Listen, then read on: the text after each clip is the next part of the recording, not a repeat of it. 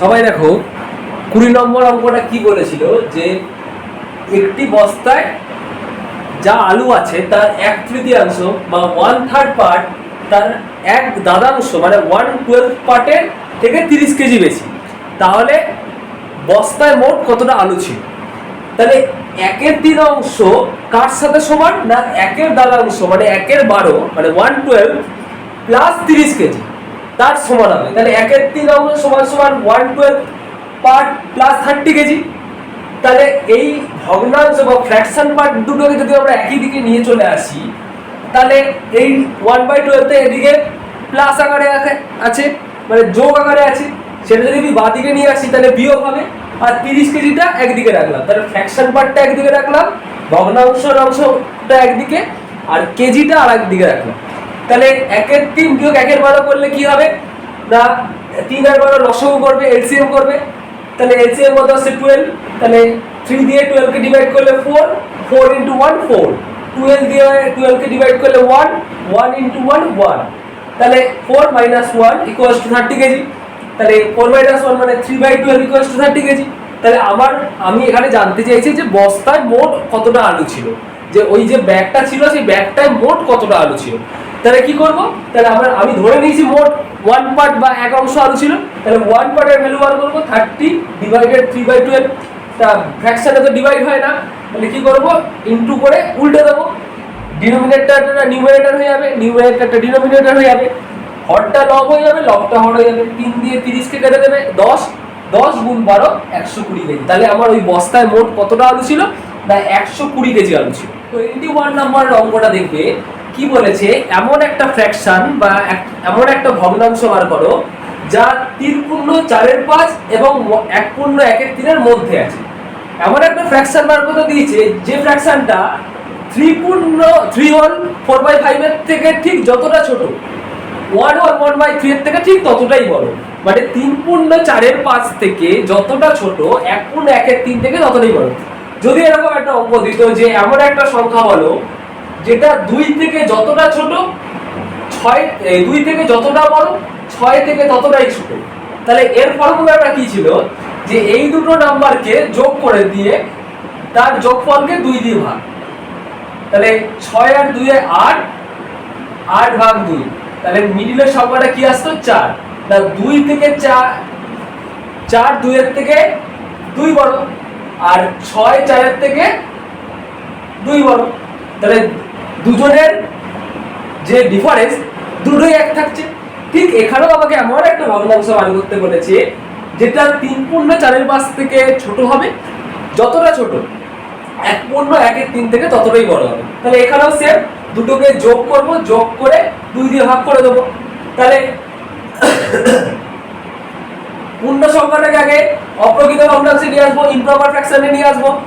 তাহলে ইমপ্রপার ফ্র্যাকশনে নিয়ে এসে এবার যোগ করব, 5 আর 3 এর এলসিএম বা লসাগু করব। তাহলে 5 আর 3 এর তো লসাগু হয় না, তাহলে কি করব 5 আর 3 কে গুণ করে দেবো। তাহলে 5 আর 3 কে গুণ করলে 15, তাহলে 5 দিয়ে 15 কে ভাগ করলে 3, 3 দিয়ে 19 কে গুণ করলে 57, 3 দিয়ে 15 কে ভাগ করলে 5, 4 5 এ 20, তাহলে 57 যোগ 20 করলে কত আসবে 77/15, 77/15 ভাগ 2, ভাগ 2, যেহেতু ভাগ হয় না ভগ্নাংশের ক্ষেত্রে তাহলে আমরা গুণ করে উল্টে দেব। তাহলে 2 এর তলায় কিছু নেই, মানে আমরা ধরে নিই 2 এর তলায় 1 আছে, নিচে হরে বা ডিনোমিনেটরে 1 আছে, তাহলে কি হবে উল্টে যাবে, তাহলে 1টা উপরে চলে যাবে, 1টা উপরে চলে গেল, 2টা নেমে গেল, নিচে ডিনোমিনেটর হয়ে গেল বা হর হয়ে গেল। তাহলে এখানে দেখা যাচ্ছে কোনো কাটাকুটি যাচ্ছে না, কাটাকুটি না গেলে আমরা কি করব হর লব লব গুণ করে দেবো, নিউমারেটর মাল্টিপ্লাই করব, আর নিচে হর আর হর ডিনোমিনেটর এবং ডিনোমিনেটরে মাল্টিপ্লাই করে দেবো। তাহলে 77 × 1 করলে 77, 15 × 2 করলে 30। তাহলে এটাকে মিক্সড ফ্র্যাকশন বা পূর্ণ ভগ্নাংশে নিয়ে আসবো। তাহলে 30 দিয়ে 77 কে ভাগ করো, রাফে ভাগ করবে, ভাগটা যেন এখানে যাতে না হয়, এখানে ভাগ করা যাবে না, রাফে আলাদা করে করবে। তাহলে 30 দুগুণে 60, তাহলে হর হয়ে যাবে 70 আর এই লব হবে 17 আর হর হবে 30, নিউমারেটর 17 আর ডিনোমিনেটর হবে 30। তাহলে এই 3.4/5 অপেক্ষা 2×7=13 ঠিক যতটা ছোট, আবার 1×1 থেকে এই 2×17=13 ঠিক ততটাই বড় হবে। 22 নম্বর অঙ্কটা কি বলছে, যে একটা দড়ি দিয়ে দিয়েছে, সেই দড়িটা বলছে 168 গজ লম্বা, বলছে কি তার একটা অংশ তার আরেকটা অংশের 1/3 গুণ। তার মানে কি একটা অংশ আরেকটা অংশের 1/3 গুণ, মানে এই অংশটা যদি 1 গুণ হয়, এইটা 1 এর 1/3 গুণ, এই 3/11 গুণ, সরি 1/3 1 অফ 3/11 হবে। তাহলে ইকুয়াল টু করলে কি 3/11 হবে। তাহলে একটা পার্ট যতটা হবে আরেকটা পার্ট তার 3/11 হবে। তাহলে আমরা ধরে নেব কি একটি খণ্ড বা 1 পোরশন 1 পার্ট ইকুয়ালস টু এক অংশ বা এক পার্ট। তাহলে আরেকটা পোরশন কি হবে 1 অফ 3/11, আরেকটা খণ্ড কি হবে 1/3/11, কারণ একটি খণ্ড অন্য খণ্ডটির 3/11 বলে দিয়েছে। তাহলে একটা খণ্ড আরেকটা খণ্ডর কি হবে এর 3/11, তাহলে আরেকটা খণ্ড হচ্ছে কি 3/11। তাহলে এবার দেখো আমরা দুটো খণ্ডের মোট দৈর্ঘ্য জানি 168 গজ। তা আমরা এখানে লিখতে পারি যে আমরা যেটা অ্যাজিউম করেছি যে এক অংশ আর এটা 3/11, তাহলে দুটোর যোগফল টোটালটার সমান, মানে সমান সমান 168 গজ। তাহলে 11 আর 1 প্লাস 3/11 করলে কত হচ্ছে 14/11। তাহলে 14/11 কার সমান না টোটালটা 168 গজের সমান। তাহলে এক অংশ সমান কত, যেহেতু আমরা এক অংশ একটা ধরে নিয়েছি, তাহলে এক অংশ সমান কত কি করব 168 ভাগ 14/11 করে দেবো। তাহলে 168 কে ভাগ করা যাবে না, তাহলে গুণ করে উল্টে দিলাম, 14 দিয়ে 168 কে কাটলে 14 গুণ 12 করলে 168, তাই 12, তাহলে 12 গুণ 11 করলে হয় 132 গজ। তাহলে আমরা এক অংশ কি ধরেছিলাম না একটা পার্ট বা 1 পোরশন, তাহলে একটি অংশ কত বেরিয়ে গেল 132 গজ। তাহলে আরেকটি অংশ কত বেরোবে, টোটালটা বলে দিয়েছে 168, একটা পেয়ে গেছি 132, তাহলে এটা কি করে পাবো বিয়োগ করে দেবো, টোটালটার থেকে একটা পার্ট বিয়োগ করে দিলাম সমান 36 কেজি আরেকটা অংশ। দেখো কি বলে দিয়েছে এখানে, দুটি সংখ্যার যোগফল আমাকে বলে দিয়েছে, এই যে 4 হোল 1/6, 4×1=6। আর কি বলেছে যে একটি সংখ্যা আরেকটি সংখ্যার 3 গুণ। তাহলে আমাকে সংখ্যা দুটি বা নাম্বার দুটো আমাকে জানতে চাইছে, সাম অফ টু নাম্বারস বলে দিয়েছে। তাহলে আমি এখানে ধরে নিয়েছি, যেহেতু আমাকে সংখ্যাগুলো বার করতে দিয়েছে, আমি জানি না সংখ্যাগুলো কি, তাই জন্য আমি ধরে নিয়েছি যে একটি সংখ্যা 1 পার্ট। তাহলে আরেকটা সংখ্যা কি হবে এর 3 টাইমস বা 3 গুণ, তাহলে 1 এর 3 গুণ করলে কত হয় 3 পার্ট বা 3 অংশ। তাহলে দেখো আমি প্রথম সংখ্যা এবং দ্বিতীয় সংখ্যার যোগফল হচ্ছে এইটা, তাহলে 3 আর 1 যোগ করলে কত হচ্ছে 4 পার্ট। তাহলে 4 পার্ট এই হোল নাম্বার, এই এটাকে ইমপ্রপার ফ্র্যাকশনে নিয়ে এলাম বা অপ্রকৃত ভগ্নাংশে নিয়ে এলাম, নিয়ে আসলে কত হচ্ছে 25/6। তাহলে 4 পার্ট ইকুয়ালস টু 25/6 হলে 1 পার্ট, আমি 1 পার্ট বার করতে হবে কারণ 1 পার্ট ধরেছি, 1 পার্ট না বার করলে আমি 3 পার্ট বা 3 অংশ বার করতে পারবো না। তাহলে 1 পার্ট বা এক অংশ সমান 25/6 ভাগ 4।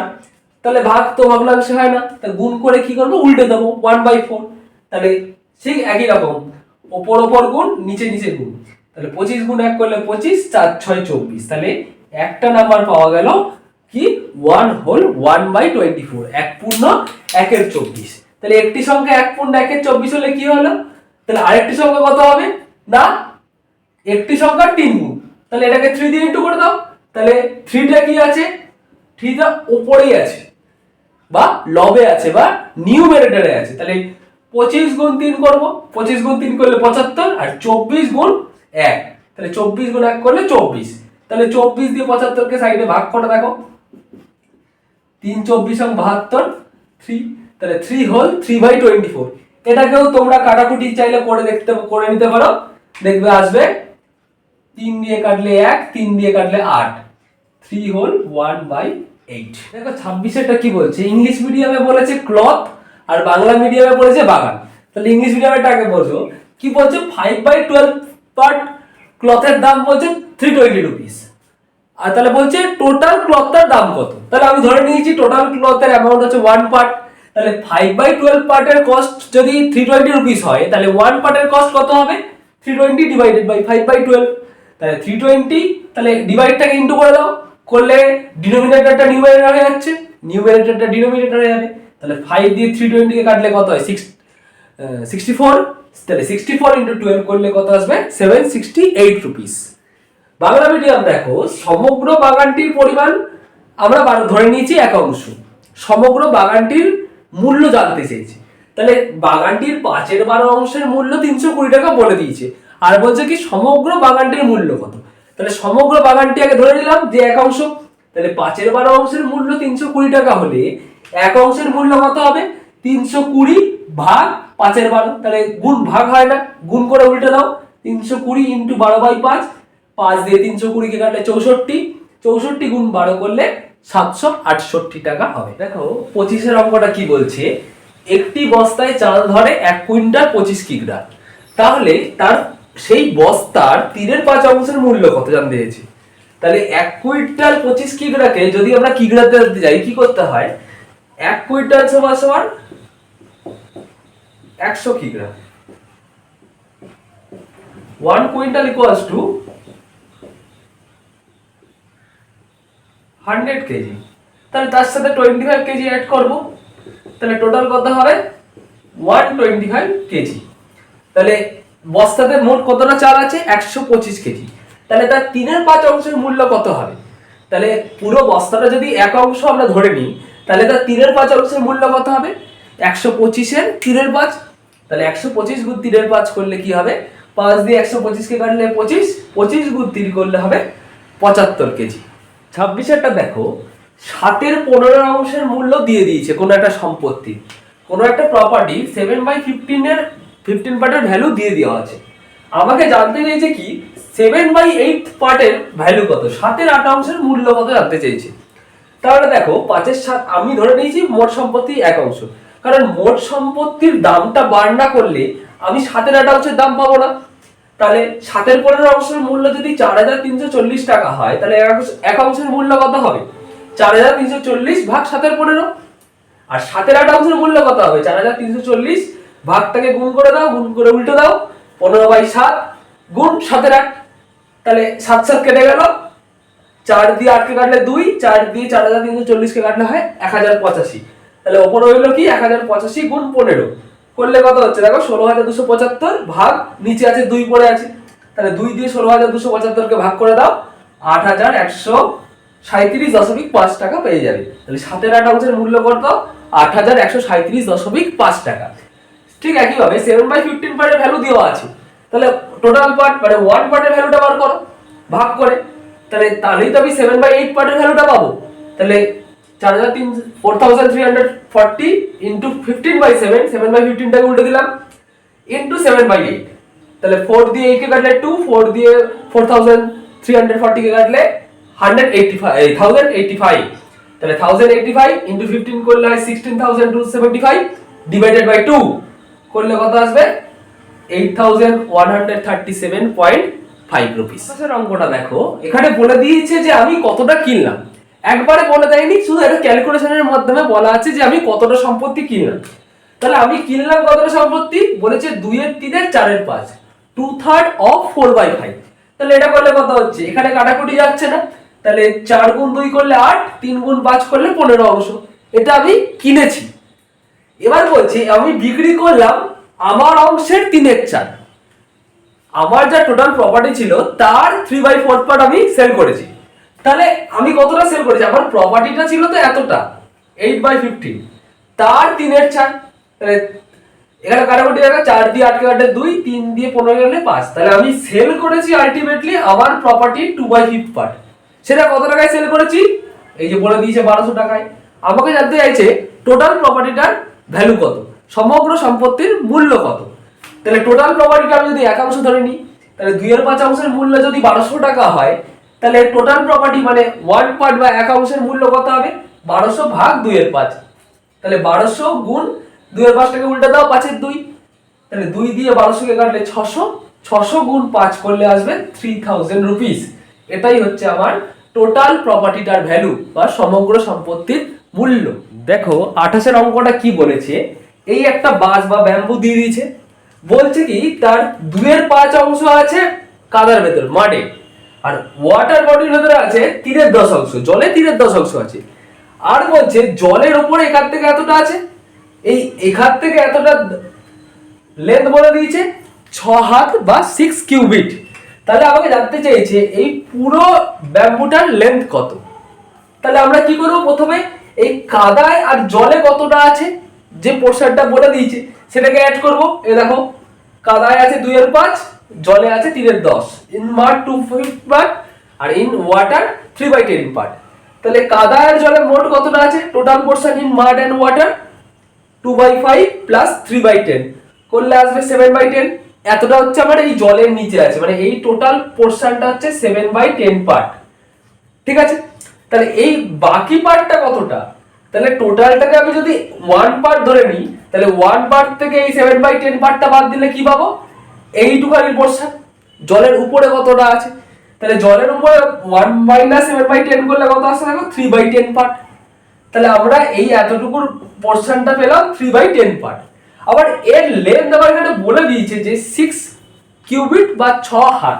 তার মানে 3/10 পার্ট যতটা 6 হাত বা 6 কিউবিট ততটা। তাহলে আমি টোটাল পোর্শনটাকে ধরে নিয়েছি 1, তাহলে 1 পার্টের লেন্থ কত হবে, এক অংশের দৈর্ঘ্যটা কত হবে 6 ডিভাইডেড 3/10। তাহলে ডিভাইড তো হবে না, 6 ইনটু 10/3 হয়ে গেল। তাহলে 3 দিয়ে 6 কে কাটলে 2, 2 ইনটু 10 করলে 20 হাত বা 20 কিউবিট হচ্ছে আমার টোটাল বাঁশটার দৈর্ঘ্য। Total length of the bamboo is 20 cubit. 29 নম্বরটা কি বলেছে, আমার কাছে কত টাকা ছিল জানতে চেয়েছি। বলে দিয়েছে কি কি, যে এ পেয়েছে, একে দেওয়া হয়েছে এতটা অংশ, বি কে দেওয়া হয়েছে এতটা অংশ, আর অবশিষ্ট ডি এত টাকা পেয়েছি। তাহলে জিজ্ঞেস করেছে আমার কাছে কত টাকা ছিল, আর এ কত টাকা পেয়েছে, মানে ক কত টাকা পেয়েছে আর খ কত টাকা পেয়েছে, টাকার অ্যামাউন্টটা জিজ্ঞেস করেছে। তাহলে এক্ষেত্রে কি হবে, যেটা আমাকে বলে দেওয়া নেই আর ওটাই জানতে চাইছে আমার কাছে কত টাকা ছিল, তাহলে সেটাকে আমরা ধরে নেবো এক অংশ বা 1 পার্ট। তাহলে আমার কাছে টাকা ছিল এক অংশ ধরে নিয়েছি, I had 1 part of money. তাহলে এ পেয়েছে এত টাকা, এত অংশ, বি পেয়েছে এত অংশ, ক পেলো এত অংশ, খ পেলো এত অংশ। তাহলে ক এবং খ মোট কতটা অংশ যোগ করে বার করি, তাহলে যোগ করলে দেখা যাবে কত 16 অংশ হচ্ছে। এবার বাকি অংশটা গ বা সি পেয়েছে, তাহলে কি করব, টোটাল হচ্ছে আমাদের 1, সেখান থেকে এ আর বি মানে ক এবং খ পেয়েছে 16 অংশ। তাহলে পুরোটা থেকে ক আর খটা বাদ দিয়ে দেবো, তাহলে যেটা পাবো সেটা হচ্ছে সি পেয়েছে বা গ পেয়েছে। আর প্রশ্নে বলে দিয়েছে যে গ বা সি পায় 36 টাকা, তার মানে এইটাও যা এইটা সমান সমান এইটা আছে। তাহলে এখানে লিখেছি প্রশ্ন অনুসারে এত অংশ সমান সমান 36 টাকা। তাহলে আমার টোটাল বার করতে হবে কি না এক অংশ, তাহলে এক অংশ সমান কত 36 ভাগ 9/16। তাহলে 36 গুণ 16/9 করলে 4 নং 9 দিয়ে 36 কে কাটে 4, 4 গুণ 16 করলে 64 টাকা। তাহলে আমার কাছে ছিল কত 64 টাকা, কারণ এক অংশ সমান বেরিয়েছে 64 টাকা। আর আমরা এখানে ধরে রেখেছিলাম যে আমার কাছে ছিল এক অংশ, তাহলে এক অংশ যার আমার কাছে ছিল দেখি, তাহলে আমি পেলাম 64 টাকা। তাহলে ক বা এ কত পেল, আমার টাকার 3/16 অংশ, তাই 64 গুণ 3/16, 16 দিয়ে 64 গেলে 4, 4 গুণ 3 করলে 12 টাকা। আর খ বা বি কত পেয়েছে না আমার টাকার 1/4 অংশ, তাহলে 64 গুণ 1/4, তাহলে 4 দিয়ে 64 কাটলে 16, 16 গুণ 1 করলে 16 টাকা। তাহলে এখানে দুটো অ্যান্সার জানতে চাইছিল যে আমার কাছে মোট কত টাকা ছিল। তাহলে আমার কাছে টাকা ছিল 64 টাকা, আর ক বা এ পেয়েছে 12 টাকা, আর খ বা বি পেয়েছে 16 টাকা। এবার লাস্ট 30 নম্বরটা দেখো কি বলছে, যে একটা সৈন্যদল বা একটা রেজিমেন্ট ছিল, সেখানে এত অংশ অসুখে মারা গেছে বা কোনো কারণে রোগ হয়েছে, কোনো রকম ইনজুরির কারণে মারা গেছে, আর এত অংশ সোলজার কি হয়েছে না যুদ্ধ করতে করতে মারা গেছে। আর বলছে এত অংশ এতজন পালিয়ে গেছে, তাহলে সৈন্য দলে বা ওই রেজিমেন্টে মোট টোটাল কতজন সৈন্য ছিল। তাহলে কি করব, আগে যারা মারা গেছে তাদেরটা যোগ করে নি যে কতটা মারা গেছে। তাহলে 2-11 অসুখে মারা গেছে আর 2-15 যুদ্ধে মারা গেছে, তাহলে টোটাল যোগ করলে আসবে এত অংশ লোক মারা গেছে। তাহলে আমার মোট সৈন্য ছিল এক অংশ ধরে নিয়েছি, কারণ এটা আমাকে বার করতে হবে, যেটা দেওয়া থাকবে না, এটা একটা জিনিস মাথায় রাখবে যে যেটা দেওয়া থাকবে না আর সেটাই যদি বার করতে দেয় তাহলে সেটাকে আমরা এক অংশ ধরে নেব। ঠিক আছে, তাহলে টোটাল ছিল এক অংশ, সেখান থেকে এতজন মারা গেছে, তাহলে অবশিষ্ট কতজন পড়ে রইল এতজন। এত অংশ অবশিষ্ট সৈন্য আছে বা পালিয়ে গেছে। তাহলে আর আমাদের প্রশ্নেই বলে দেওয়া আছে যে মোট পালিয়ে গেছে কতজন, এতজন। তার মানে এত অংশ যা, এই এতজনও তাই। তাহলে এত অংশ সমান এতজন হলে আবার টোটাল বার করতে হবে কত, এক অংশের মান। তাহলে 1 পার্ট বা 1 অংশ ইকুয়ালস টু 22,600 ভাগ 113 বাই 165। তাহলে ভাগ তো হবে না, গুণ করে উল্টে দাও। 113 দিয়ে 22,600 কাটলে হয় 200, 200 গুণ 165 করলে 33,000 জন আসবে। তাহলে আর আমার প্রশ্নে জানতে চাইছে ওয়ান পার্টটা আমি কি ধরে রেখেছিলাম, যে মোট সৈন্য সংখ্যা, এটাই আমাকে জানতে চেয়েছিল। তাহলে মোট সৈন্য সংখ্যা বা total number of soldier in the contingent is 33,000।